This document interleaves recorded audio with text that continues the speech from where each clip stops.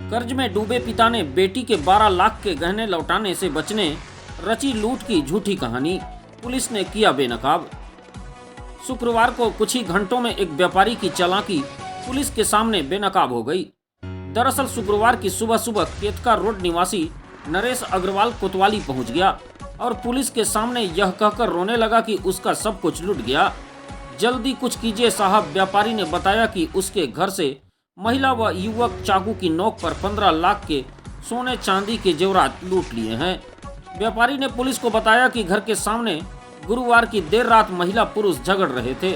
आवाज सुनकर वह निकला और समझाने की कोशिश की तो वे दोनों भाग गए।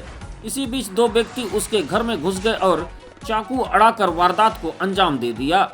घटना सुनकर पुलिस के होश उड़ गए। इसकी सूचना तत्काल आला अधिकारियों को दी गई। देखते ही देखते पूरा पुलिस महकमा व्यापारी के घर पहुंचकर जांच करने लगा। फॉरेंसिक एक्सपर्ट भी मौके पर पहुंचे और सीसीटीवी की जांच की गई तो कोई ऐसा क्लू नहीं मिला जिसे लगे कि घटना हुई है। इधर कोतवाली पुलिस नरेश अग्रवाल व उसके बेटे अंकित अग्रवाल को थाने में बैठाकर घटना के संबंध में बारीकी से समझने लगी। इसी बीच पुत्र टूट गया और बताया कि ऐसा कुछ नहीं हुआ है, बल्कि कर्ज से बचने के लिए यह षड्यंत्र रचा गया है। बाद में पिता ने भी इसकी पुष्टि की। इसके बाद मामले का पट्टाछेप हुआ और पुलिस ने भी राहत की सांस ली। अतिरिक्त पुलिस अधीक्षक शोभराज अग्रवाल के अनुसार व्यापारी ने पूछताछ में बताया कि व्यापार में घाटा होने से वह 15 लाख के कर्ज में डूबा हुआ है। उसकी बेटी की शादी 8-9 साल पूर्व खरसिया में हुई है।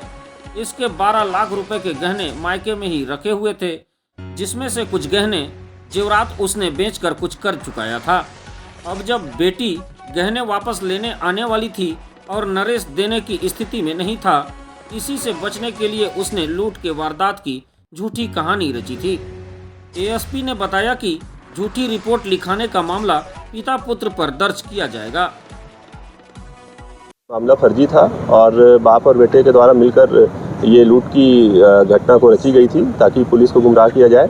और इस घटना के पीछे मूल कारण ये था कि जो प्रार्थी है उसकी पारिवारिक स्थिति थोड़ी ठीक नहीं थी तथा किसी के गहने उसके घर में रखे हुए थे जिसको उसके द्वारा गिरवी रख के कुछ पैसा लिया गया था और गहने वापस न करना पड़े, इसलिए उसने ये झूठा रिपोर्ट पुलिस के सामने रखा था।